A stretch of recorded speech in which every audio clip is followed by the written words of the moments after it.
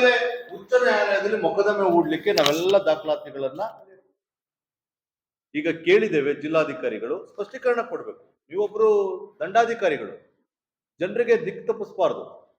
ಯಾವ ಆದೇಶದ ಮೇಲೆ ಹೇಳ್ತೀರಿ ನೀವು ಖಾಸಗಿ ಮಾಲೀಕತ್ವದಲ್ಲಿ ಒಡೆತನದಲ್ಲಿ ಇತ್ತು ಅಂತ?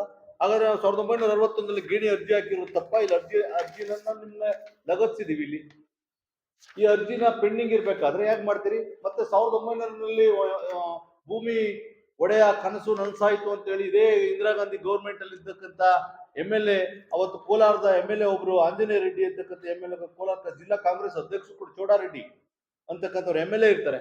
ಅವ್ರು ಓಡಿಸ್ತಾರೆ, ಅವರೇ ಕಾನೂನು ಮಾಡ್ತಾರೆ. ಅವತ್ತಿನ ಸರ್ಕಾರ 54 ಎಕರೆ ಮೇಲೆ ಯಾರೇ ಮಾಲೀಕರಿದ್ರು 54 ಎಕರೆ ಮೇಲೆ ಇಟ್ಕೊಳಂಗಿಲ್ಲ ಅಂತೇಳಿ ಅವತ್ತಿನ ಸರ್ಕಾರ ಹೊರಡಿಸ್ತದೆ.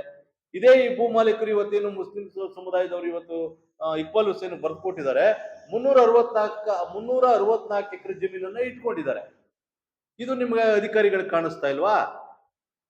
ನಾನು ಕೇಳ್ತಕ್ಕಂಥದ್ದು 54 ಎಕರೆ ಮೇಲೆ ಇಟ್ಕೊಳಂಗಿಲ್ಲ, ಕಾನೂನಿದೆ.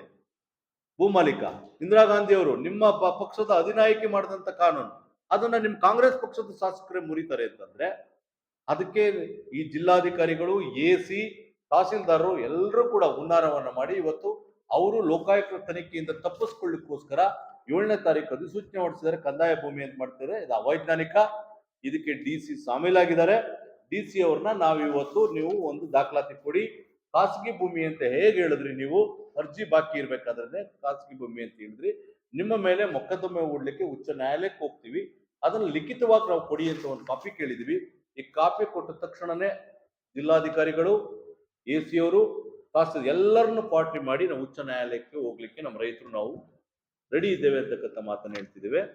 ಮತ್ತೆ ಇಲ್ಲಿ ದಿಕ್ ತಪ್ಪಿಸುವಂತ ಕೆಲಸ, ಇಲ್ಲಿ ಎಲ್ಲ ಗಾಳಿ ತೂರ್ತಾರೆ. ಹೈಕೋರ್ಟ್ ಆರ್ಡರ್ನ ಗಾಳಿ ತೂರ್ತಾರೆ, ಗೇಣಿ ಅರ್ಜಿ ಹಾಕಿರೋದನ್ನ ಲ್ಯಾಂಡ್ ಟ್ರಿಬ್ಯುನಲ್ ನ ನೋಡಿ, ನೀವೇ ವರದಿ ಮಾಡಿದ್ರಿ. ಈಗ ಲ್ಯಾಂಡ್ ಟ್ರಿಬ್ಯುನಲ್ ಅರ್ಜಿ ಹಾಕಿದೀವಿ, ಓಪನ್ ಆಯ್ತು ನೋಡಿ. ಇಷ್ಟೆಲ್ಲ ಆದ್ಮೇಲೆ 2 ವರ್ಷ ಆದ್ಮೇಲೆ ಲ್ಯಾಂಡ್ ಟ್ರಿಬ್ಯುನಲ್ ನ ಓಪನ್ ಮಾಡಿಸ್ಕೋಬೇಕಾ? ಒಬ್ಬ DCM ಕ್ಷೇತ್ರದಲ್ಲಿ, ಒಬ್ಬ DK ಶಿವಕುಮಾರ್ ಅವರ ಕ್ಷೇತ್ರದಲ್ಲಿ. ಹಾಗಾದ್ರೆ 2 ವರ್ಷದಿಂದ ಅಲ್ಲಿ ಇತ್ಯರ್ಥ ಆಗ್ಬೇಕಾದಂತ ಎಷ್ಟು ನೂರಾರು ಕೇಸ್ಗಳು ರೈತರು ಅಲ್ದು ಸತ್ತಿರುವಂತ ಕೆಲಸಗಳನ್ನ ನೀವು ಯಾರು ಕಾರಣ ಇದಕ್ಕೆ?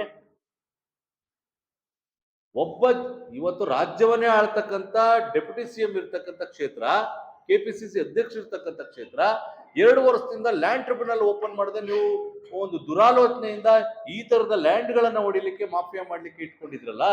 2 ವರ್ಷದಿಂದ ರೈತರು ಅಲ್ದು ಇತ್ಯರ್ಥ ಆಗದೆ ಸತ್ತಿದಾರಲ್ಲ, ಅವ್ರಿಗೆ ಏನ್ ಹೇಳ್ತೀರಿ ಹಾಗಾದ್ರೆ ನೀವು? ಈ ಜಿಲ್ಲಾಧಿಕಾರಿಗಳು ಎಲ್ಲೋಗಿದ್ರು, ತಹಸೀಲ್ದಾರ್ ಎಲ್ಲೋಗಿದ್ರು? ಇದನ್ನ ನಾವು ಕ್ವಶನ್ ಮಾಡ್ತಾ ಇರ್ತಕ್ಕಂಥದ್ದು.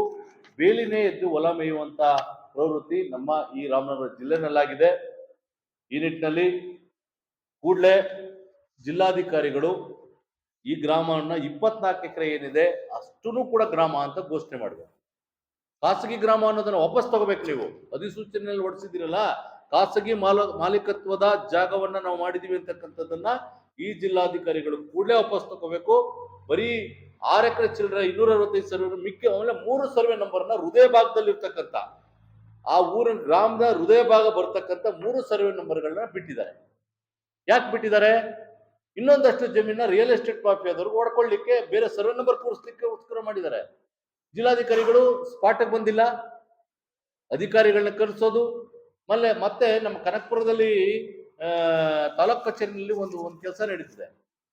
ಭೂಮಿ ಸೆಕ್ಷನ್ ಅಲ್ಲಿ ಇವತ್ತು ಒಂದು ಸರ್ವೆ ನಂಬರ್ ಕೂರಿಸಿದ್ರೆ ನಾಳೆ ಆಲೆ ಒಂದು ಬೇರೆ, 1 ಅವರ್ ಒಂದೊಂದು ಸರಿ ಚೇಂಜ್ ಮಾಡ್ತಾರೆ. ಇದು ಯಾರು ಕೊಟ್ರು, ಯಾರು ಮಾಡಿದ್ರು, ಏನು ಅಂತ ನನಗೆ ಅರ್ಥನೇ ಆಗ್ತಾ ಇಲ್ಲ. ಒಬ್ಬ ರೈತ 2-3 ವರ್ಷಗಳು ಅರ್ಧನು ಕೂಡ ಒಂದು ಯಾವ್ದಾದ್ರು ಇಸ್ಸಾ ಚೇಂಜ್ ಆಗಿದ್ರೆ, ಒಂದು ಬದಲಾವಣೆ ಕಣ್ತಪ್ಪಿಂದ ಏನೋ ಒಂದಾಗಿದ್ರೆ ಅದು ಬದಲಾವಣೆ ಮಾಡ್ಕೋಬೇಕಾದ್ರೆ DC, AC court, DC court ಅಲ್ದು, ತಹಸೀಲ್ದಾರ್ ಕೋರ್ಟ್ ಅಲ್ದು 3 ವರ್ಷ ಸತಾಯಿಸ್ಬೇಕು.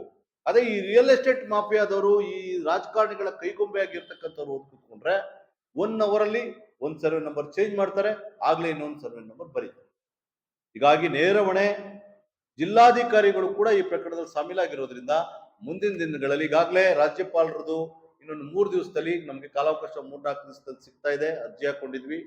EDಗೆ ಈ ಲೋಕಾಯುಕ್ತ ಕೇಸು ಯಾಕೆ ಮೂಢ ಹಗರಣ ಆದ್ಮೇಲೆ ಲೋಕಾಯುಕ್ತದ ಮೇಲೆ ಯಾಕೋ ನಮ್ಗೆ ನಂಬಿಕೆ ಬರ್ತಾ ಇಲ್ಲ. ಮೂಢ ಕೇಸು CM ಅವ್ರದ್ದು ಆದ ತಕ್ಷಣ ಯಾಕೋ ಆ ಕಾರಣದಿಂದ ನಾವು EDಗೆ ದಾಖಲು ಮಾಡಬೇಕು ಅಂತೇಳಿ ನಾವು ಕಾಲಾವಕಾಶ ಕೇಳಿದ್ವಿ. ಒಂದು 4-5 ದಿವಸದಲ್ಲಿ ಈ ವಾರದೊಳಗಡೆ ರಾಜ್ಯಪಾಲರಿಗೆ ಪರ್ಮಿಷನ್, ರಾಜ್ಯಪಾಲರು ಭೇಟಿ ಮಾಡಿ ಎಲ್ಲ ಕಡತವನ್ನ ಕೊಟ್ಟು ಈ ಶಾಸಕರ ಮೇಲೆ ಮತ್ತೆ ಹವಾಲ ಹಣ ಇಲ್ಲಿ 13 ಕೋಟಿ ಏನು ವೈಟ್ ಮನಿ ಟ್ರಾನ್ಸಾಕ್ಷನ್ ಆಗಿದೆ, ಇದು ಎಲ್ಲಿಂದ ಬಂತು ಈ ಶಾಸಕರಿಗೆ? ಈ ಜಮೀನನ್ನು 68 ಎಕರೆ ತಗೊಳ್ಬೇಕಾದ್ರೆ ಇದೆಲ್ಲವನ್ನು ಕೂಡ ಸಮಗ್ರವಾಗಿ ಇಡಿ ತನಿಖೆಗೆ ವಹಿಸಬೇಕು ಅಂತ ಹೇಳಿ ನಾವೆಲ್ಲವನ್ನು ಕೂಡ ಇನ್ನೊಂದು ವಾರದಲ್ಲಿ ಇಡಿ ತನಿಖೆಗೆ ನಾವು ವಹಿಸಲಿದ್ದೇವೆ. ಇದಕ್ಕೆ ಜಿಲ್ಲಾಧಿಕಾರಿಗಳು ಮತ್ತೆ ತಹಸೀಲ್ದಾರರು, ಹಿಂದೆ ಇದ್ದಂತ 7 ಜನ ಮತ್ತೆ ಇನ್ನೊಂದು 2 ಈ ಜಿಲ್ಲಾಧಿಕಾರಿಗಳು ಮತ್ತೆ ಎಸಿನೂ ಕೂಡ ಇದಕ್ಕೆ ಈ ಪ್ರಕರಣದಲ್ಲಿ ನಾವು ಸೇರಿಸಲಿಕ್ಕೆ ಎಲ್ಲವನ್ನು ದಾಖಲಾತಿಗಳನ್ನ ರೆಡಿ ಮಾಡ್ತಾ ಇದ್ದೇವೆ. ಆ ಕಾರಣದಿಂದ ಸಾರ್ವಜನಿಕರಿಗೂ ಕೂಡ ಗೊತ್ತಾಗ್ಲಿ ನಿಮ್ಮ ಮಾಧ್ಯಮದ ಮೂಲಕ. ನಾವು ಕಾನೂನು ರೀತಿ ಹೋರಾಟ ಮಾಡೋದು ಒಂದ್ ಕಡೆ, ಈ ರಾಜಕಾರಣಿಗಳು ಈ ಅಧಿಕಾರಿಗಳು ಎಷ್ಟು ಮೋಸ ಮಾಡ್ತಿದ್ದಾರೆ ರೈತರಿಗೆ ಈ ದಾಖಲಾತಿಗಳ ವಿಚಾರದಲ್ಲಿ ಅಂತಕ್ಕಂಥದ್ದನ್ನ ಸಾರ್ವಜನಿಕವಾಗಿ ಗೊತ್ತಾಗ್ಲಿ ಅಂತ ಹೇಳಿ ನಿಮ್ಮ ಮಾಧ್ಯಮದ ಮುಂದೆ ಬಂದಿದ್ದೇವೆ. ಆ ನಿಟ್ಟಿನಲ್ಲಿ ಮಾಧ್ಯಮದ ಸ್ನೇಹಿತರು ಇದನ್ನೆಲ್ಲವನ್ನು ಕೂಡ ಸಾರ್ವಜನಿಕರು ತಿಳಿಸುವಂತ ಕೆಲಸವನ್ನು ನೀವು ಮಾಡ್ಕೊಡ್ತೀರಿ ಅಂತ ಹೇಳಿ ನಾನು ಭಾವಿಸಿ ನನ್ನ